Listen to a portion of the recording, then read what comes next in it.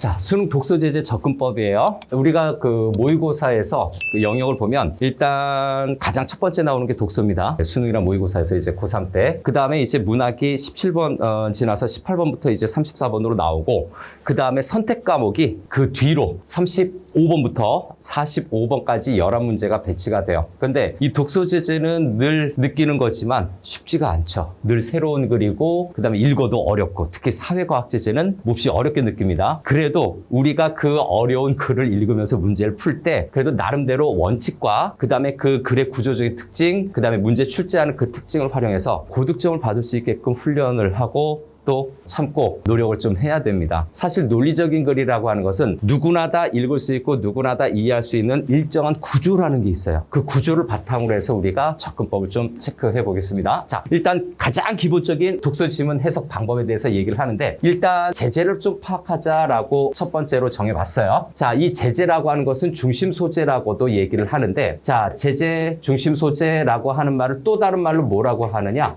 중심 화제라고도 얘기를 하고요. 중심 화제라고도 얘기를 하고, 또는 저 밑에 있는 논제라고도 이야기를 하죠. 중심 화제, 논제, 제재, 중심 소재 이런 것들이 다 글의 중심 이야기 소스를 이야기하는 겁니다. 무엇에 해당이 되는 거죠. 그래서 요거를 파악하는 첫 번째 방법이 가장 많이 나오는 단어라고 되어 있는데, 가장 많이 나온다라고 하는 것은 반복이 되겠죠.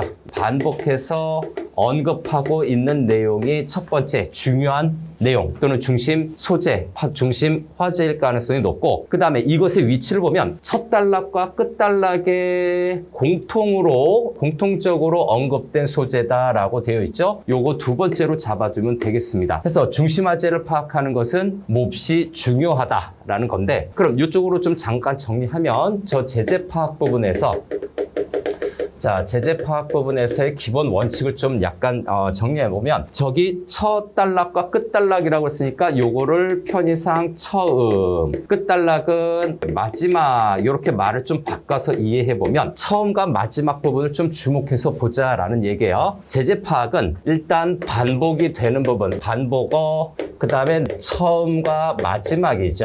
그래서 처음, 마지막 부분에서 언급됩니다. 첨화에서 언급이 된다라는 점을 일단 기억을 하자. 그래서 나중에 압축 정리할 때 이 처음과 마지막, 반복, 처음과 마지막 요 세 가지를 좀 강조하게 될 겁니다. 일단 이런 부분들을 좀 살펴봐야 된다는 걸 체크해야 되고요. 다음에 앞서 얘기했었던 논제라고 하는 건데, 자, 첫 단락과 마지막 단락에 있는 논제는 사실 제재와 좀 연장선상에 있는 거죠. 다만 얘 특징이 뭐냐면, 자, 첫 단락의 마지막 문장, 자, 여기 조건이 있죠. 첫 단락의 마지막 문장이 의문형으로 나오면, 의문형으로 표시가 되면 그 문장은 글 전체의 논제다. 논할 제재입니다. 논하려는 제재예요.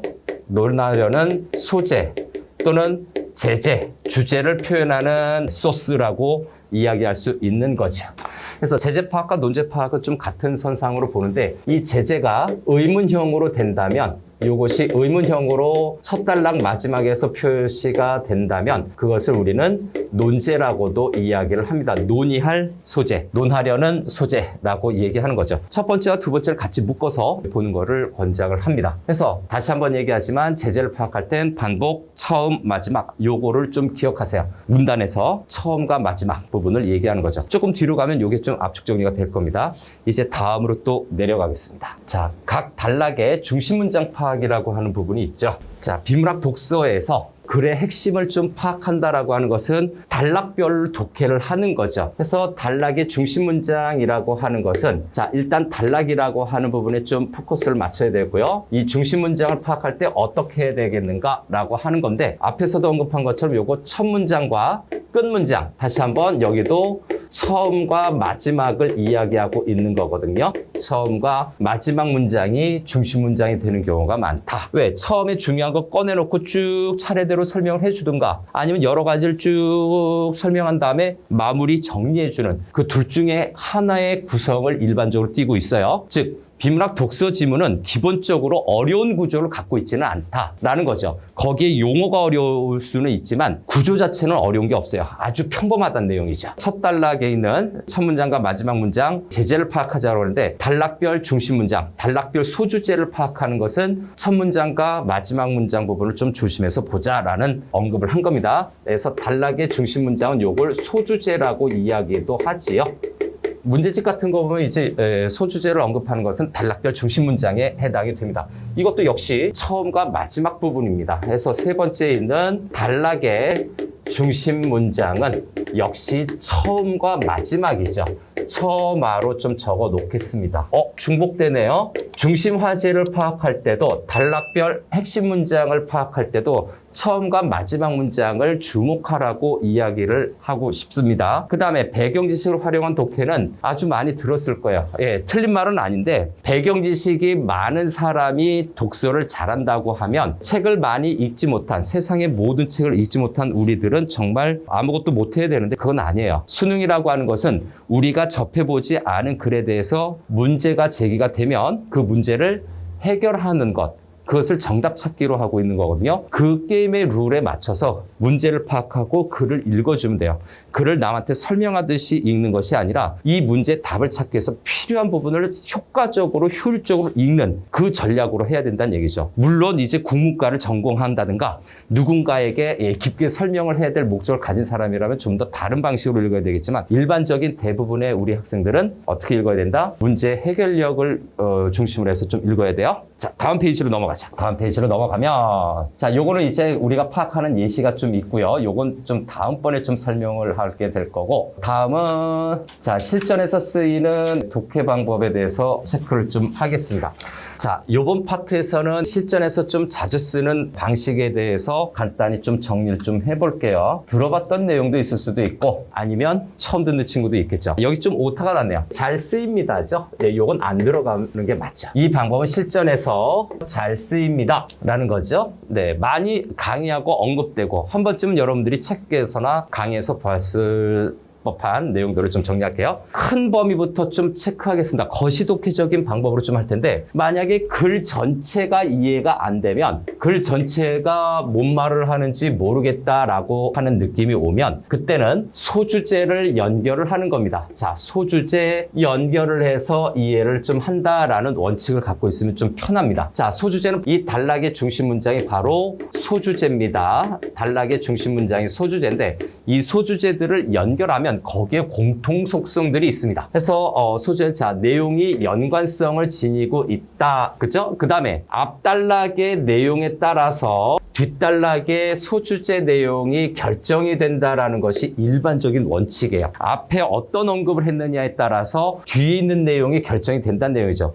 예를 들어서 이런 거죠. 지금 어떠한 글에서 과일에 대해서 이야기를 하고 있는데 사과, 배를 이야기하다가 갑자기 자동차를 이야기할 수는 없는 거예요. 논점 일탈이 되는 거죠. 그래서 이거를 염두에 들어서 같은 속성, 같은 범주에 있는 내용을 언급한다는 것을 꼭 알아두기 바랍니다. 그래서 다시 넘어갈 때 이 소주제, 단락 중심의 독해를 할 때 이 소주제를 유기적으로 연결을 한다라고 하면 이거는 글 전체의 내용을, 글 전체의 의미를 파악할 수 있다. 우리는 이렇게 받아들일 수 있는 부분인데 자, 이 유기적으로 연결한다라고 하는 것을 우리 그 독서 제재 접근법 또는 여러 가지 학습법에서 뭐라고 얘기하느냐? 논리적 연관관계라고 얘기를 하고요. 논리적 연관관계가 있는 거고 또는 연관성이라고도 얘기를 합니다. 이 논리적인 연관관계는 소주제들의 공통 속성을 나타내는 겁니다. 공통점을 나타내는 거죠. 다시 한번 공통점을 파악하겠노라라고 생각하면 된다라는 내용이죠. 독서에서. 다음, 이제 읽다가 또 마주치는 현상이 뭐냐? 읽은데 이해가 안 되는 단어들이 나타납니다. 어휘가 이해가 안 돼요. 이거는 사실 딱 명시적으로 어떤 방법으로 어떻게 하라라고 하는 것은 현실적인 느낌에선 잘 와닿지 않을 텐데 그나마 원칙을 갖고 좀 접근을 한다면 문맥적으로 파악을 해야 됩니다. 문맥으로 의미를 좀 파악해 달라. 요거를 같은 말로 어떤 문제지에서는 맥락이라고도 얘기를 할 거예요. 그래서 우리 문학적인 부분으로 토안을 해서 보면 문학에서 작가적 맥락, 그 다음에 역사적 맥락, 그 다음에 사회 문화적 맥락, 상호 텍스트적 맥락 이런 것들이 문학에도 존재하고 있어요. 독서에서도 역시 맥락인데 독서의 맥락은 그 정도로 거창하지 않습니다. 독서의 맥락은 어떤 것이다? 그냥 흐름에서 논리적으로 서로 연관관계가 적절히 되어 있는지 논리적 연관성. 그래서 이 맥락이라고 하는 것은 논리적으로 아까 얘기한 것처럼 과일을 얘기하고 있는데 뜬금없는 자동차를 얘기하면 안 된다라는 얘기죠. 논리적 연관성에 적절해야 된다라는 거죠. 그런데 논리적 연관성에 적절한 건데 요거는 이제 기본적인 개념이고요. 그럼 우리가 실전적으로 할 때는 어떤 부분으로 봅니까? 어려운 중심어의 의미를 파악을 할 때, 자, 어려운 겁니다. 어려운 단어를 봤을 때 어떻게 해야 됩니까? 일단 첫 번째 수식어, 두 번째 서술어를 통해서 중심어의 뜻을 어떻게 하라고 추리해야 됩니다. 그래서 계속해서 이어지는 부분은 저기 2번으로 되어 있는 부분이죠. 그래서 어휘의 의미를 파악할 때는, 단어의 의미를 파악할 때는 자, 어려운 중심어가 있을 거예요. 어려운 주요 개념어가 있을 텐데 어려운 중심어는 어떻게 하라고? 꾸며주는 말이죠. 꾸민말이라고 얘기해요. 수식어. 그래서 요거는 꾸민말을 참고해서 앞부분에 보통 있어요. 수식어 또는 뭡니까? 서술어를 기준으로 해서 얘네들을 바탕으로 이 중심어에 대한 의미를 짐작하는 겁니다. 의미를 짐작해라. 이거를 유식한 말로는 추론한다라고 얘기를 하죠. 여러 가지 비슷한 표현으로 이렇게 하고 있네요. 의미를 추론해라. 자, 이 어휘뿐만이 아니라 저기 3번 파트에 있는 문장도 한번 보시죠. 우리가 아마 실전 독해를 하게 되면 문장 중심의 독해를 하게 될 텐데 문장은 또 어떻게 돼 있습니까? 문장은 주어와 피수식어의 서술어와 수식어를 찾아 이해하는 방법이다라고 했는데 주어와 피수식어, 서술어의 관계를 보는 거죠. 그래서 주어, 서술어가 기본이고 그 다음에 피수식어인데 피수식어는 꾸밈 받는 말입니다. 피수식어의 서술어죠. 하니까 꾸밈을 받는 말. 이 피수식어라고 하는 거는 자, 여기 주어와 서술어라고 되어 있죠. 아주 중요한 겁니다. 자, 주어가 있고 서술어가 있지만 거기에 피수식어의 서술어라고 얘기한 건 주요 개념어와 연결되는 서술어예요. 서술어가 여러 개 있는데 그중에서 중심 의미를 나타내는 그 단어에 관련된 서술어를 좀 보라라는 내용이죠. 이때는 앞에서 언급했었던 부사나 관형사가 있는데 여기 수식어라고 하는 것이 바로 뭡니까? 요것이 부사어. 그 다음에 명사 앞에 있는 관형어를 통해서 수식어는 부사어와 관형어예요. 그 관형어를 통해서 뜻을 짐작할 수 있는데 만약에 문장을 이해한다면 일단 주어 서술어를 먼저 이해를 해야 된다는 내용이죠. 꾸며준 말을 다 빼고서 다시 한번 정리하라는 내용입니다. 그래서 여기 다시 한번 주어와 서술어 1번, 그 다음에 피수식어와 수식어의 관계만을 따져서 이해를 해라라고 하는 거죠. 그래서 여기 또 다시 정리하면 자, 주어 서술어로 먼저 일단 읽고 판단을 해라 해서 주술이라고 체크할 수가 있고요. 다음 두 번째는 수식어, 꾸며주는 말이죠. 수식어와 피수식어 관계로 보는데 자, 얘 피수식어를 알기 위해서 얘가 중심인데 이 단어를 잘 모르겠으면 흐름을 타서 읽기 전에 수식어를 통해서 의미라든가 성격을 짐작하는 거야. 뭐를 통해서? 수식어는 꾸며주는 말입니다. 꾸며주는 말. 주인공은 아니죠. 꾸며주는 말을 통해서 피수식어, 꾸밈 받는 말이에요. 아무래도 힘이 있고 중요한 거니까 뭔가 혜택을 받는 단어겠죠. 그래서 꾸밈 받는 말. 그래서 주어와 서술어, 수식어와 피수식어 관계로 문장을 이해한다라는 생각을 가지면 되겠습니다. 그러면 지금까지 학습한 걸 좀 잠깐 여기서 중간 정리를 하면 일단 독서 제재에서 독서 읽기 부분이죠. 독서 제재를 읽기를 할 때 뭘로 해라? 처음과 마지막. 그 다음에 주어와 서술어를 일단 파악해야 되겠구나. 처마, 주술 요 원칙을 먼저 좀 머릿속에 넣었으면 좋겠습니다. 내가 어떤 글을 읽을 때 원칙 없이 읽으면 힘들어요. 그런데 뭔가 나름대로 내가 이걸 이렇게 접근하겠다라고 하는 큰 틀의 기준이 있으면 아무리 어려운 글이라도 접근이 가능하다라는 거죠. 자, 또 밑으로 내용을 내려서 좀 보겠습니다. 이제 접속 부사를 활용하는 것과 같은 중심어 연결이라고 하는 부분이 있는데, 자, 여기 번호 고쳐야 되죠. 5번으로 고쳐야 됩니다. 2번이 아니죠.